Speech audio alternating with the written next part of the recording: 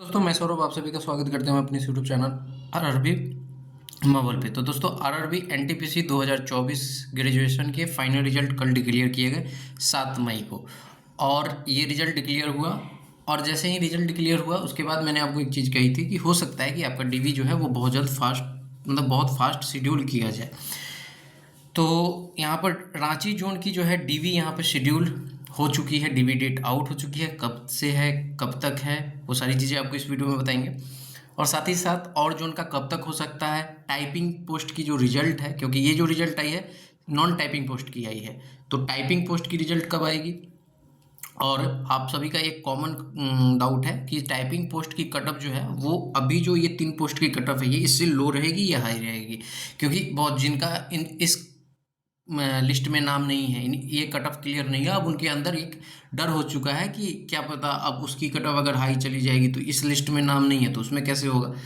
तो इसके ऊपर भी बात करेंगे। अगर आप चैनल पे पहली बार हो गए तो चैनल को जरूर सब्सक्राइब करना। चैनल के वीडियो अगर आपके लिए हेल्पफुल हैं तो शेयर भी करना, और वीडियो को जितना ज़्यादा हो सके लाइक शेयर ज़रूर करना।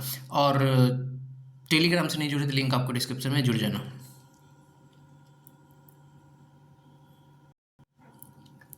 तो यहाँ पे आप देख सकते हैं रांची जोन का जो है डीवी की डेट यहाँ पे शेड्यूल की गई है। Schedule for document verification and medical examination for the post of NTPC graduate. First point लिखा गया है the list of the candidate shortlisted for the document verification for the different post of NTPC graduate was publish on the in the official website of RRB Ranchi on 7/5/2026।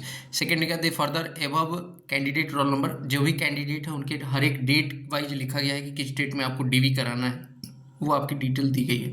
और इसमें कहा गया है कि candidate are advise to report as per the schedule date and time mention below to the office of the railway recruitment board.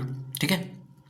तीसरा, आपको SMS और email के द्वारा बता दिया जाएगा। चौथा, यहाँ पे लिखा गया है कि candidate are advise to read the, आपको यहाँ पे जो भी इसकी गाइडलाइंस है उसको पूरा रीड करना है।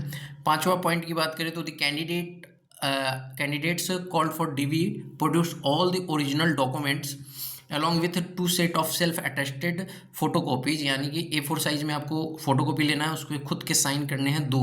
ठीक है, यानी कि जितने भी डॉक्यूमेंट्स हैं उसके 2 कॉपी कराने हैं, दोनों पे साइन करने हैं खुद से। ठीक है।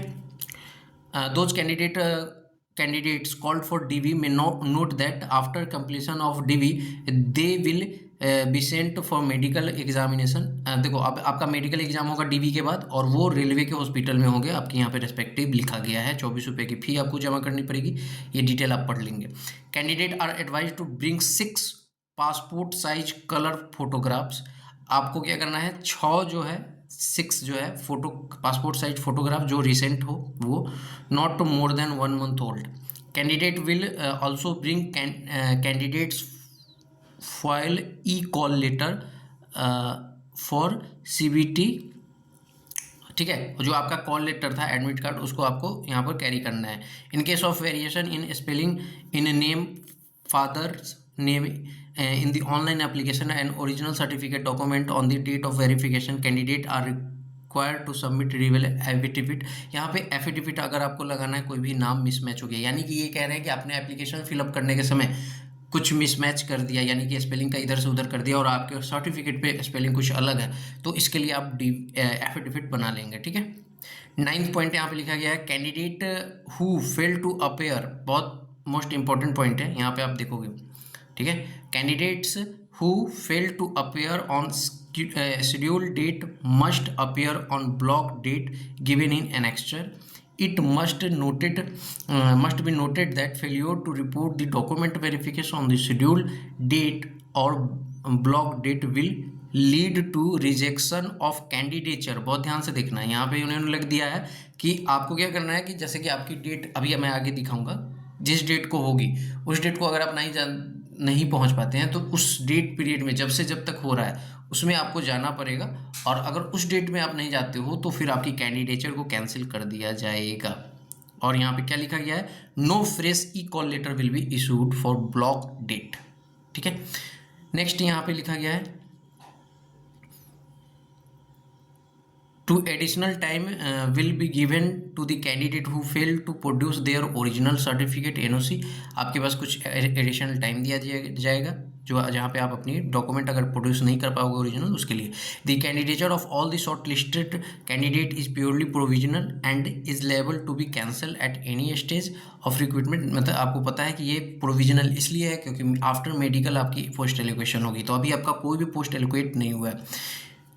It is to be noted that merely shortlisting of calling a candidate for document verification medical examination does not entitle him या her in any way to appointment in the railway।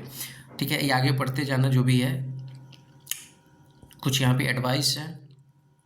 ठीक है, तो मैं आपको देखो वो लिस्ट नहीं दिखा सकता, अलग अलग डेट की है क्योंकि कुछ यूट्यूब की पॉलिसी है उसके रिगार्डिंग, तो वो मैं आपको यहाँ पे लिस्ट नहीं दिखाऊंगा। बट आप देखो मैं आपको बता देता हूँ कि ये जो डेट है ये 19 मई से स्टार्ट हो रहा है। ठीक है, ये लिस्ट आपको मिल जाएगी हमारे टेलीग्राम चैनल पे।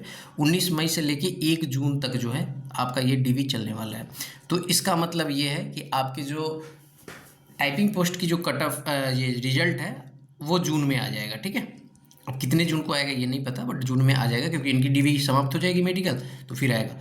और सारे जून इसी डेट में लाई करेंगे, किसी का आगे किसी का पीछे, ऐसे होगा। ठीक है, तो मई से लेकर जून तक में जो आप मानो कि फर्स्ट वीक तक आपका डॉक्यूमेंट वेरिफिकेशन हो जाएगा। तो इस अकॉर्डिंग अगर देखो कि एक रफली आइडिया कि फर्स्ट वीक तक हो जाता है, तो हो सकता है कि सेकेंड वीक में आपको इसकी टाइपिंग की रिजल्ट देखने को मिल जाए। ठीक है, क्लियर है। अब बात कर लेते हैं कि आपका मेन डाउट यहाँ पे है, ये है कि जो ये 3 पोस्ट की कट ऑफ आई है, तो ये पोस्ट की कट ऑफ आई है, जस्ट मैं आपको दिखाता हूँ। जैसे आप यहाँ पे देखो कि ये है आपका गोरखपुर। ठीक है, यहाँ पे आप देखोगे गोरखपुर की जो कट ऑफ गई है 2 पोस्टों के लिए, कैटेगरी नंबर 1 जो कि है CCTS और कैटेगरी नंबर 3 जो है GTM। तो इन 2 पोस्ट की यहाँ पर कट ऑफ हमारे पास क्या दी गई है, एक की 79.100 में गई है और एक की 76 गई है। अब आप सभी का अगर इस कट ऑफ में नाम नहीं है तो आपके अंदर अब डर हो गया है कि जो हमारे 2 पोस्ट और हैं जो टाइपिंग के हैं उसमें अगर क्या कट ऑफ जा सकती है, क्या इससे कम जाएगा या इससे ज़्यादा जाएगा, क्योंकि सभी को पता है कि CCTS की कट ऑफ थोड़ी हाई ही रहती है। तो मेन आपका क्वेश्चन है कि कैटेगरी नंबर 3 से कट ऑफ हमारी लो रहेगी सीनियर क्लर्क की या JA की जो भी है, ठीक है, या ज़्यादा रहेगी। तो देखो सबसे पहले मैं बताऊँ कि जो चीज़ें हैं उसके अकॉर्डिंग कट ऑफ आपकी इससे लो ही रहेगी, लेकिन आप सुनो, लेकिन है इसमें लगा हुआ कि सीनियर क्लर्क की थोड़ी सी, इन दोनों में से सीनियर क्लर्क की थोड़ी हाई रहेगी। ठीक है, और उससे कम थोड़ी आपकी यहाँ पे जूनियर अकाउंटेंट वाली रहेगी।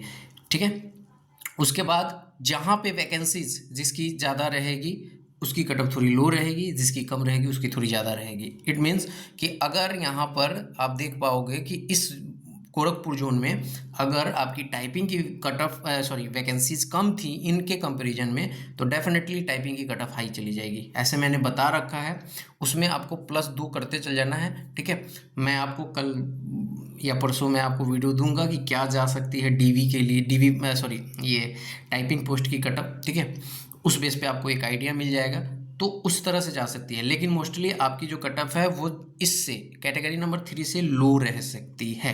ठीक है, तो आपका अगर इतने मार्क्स हैं, कैटेगरी नंबर 2 से थोड़े से कम है, तो हो सकता है कि 2 कह रहा हूँ, 3 से आपके कम है तो आपके सिलेक्शन के चांसेस बनते हैं। और मैं आपको एक आइडिया दे ही दूंगा कट ऑफ से, क्योंकि जो इसकी कट ऑफ जो भी आपकी RRB NTPC की जो कट ऑफ गई है वो एक्सपेक्टेड ही गई है, सारी रेंज में गई है। उस बेस पे मैं आपको बता सकता हूँ कि क्या जा सकती है कट ऑफ। तो इस वीडियो में इतना ही, मिलेंगे अगली वीडियो में। वीडियो अच्छी लगी हो तो लाइक शेयर हाइप जरूर कीजिएगा, चैनल को सब्सक्राइब कीजिएगा, जितना ज़्यादा हो सके प्यार और सपोर्ट दिखाते रहिए। आपके लिए मैं कंटेंट यहाँ पर लाता रहूँगा। मिलेंगे अगली वीडियो में, तब तक इतना ही। जय हिंद, जय भारत, सभी को ख्याल रखिएगा।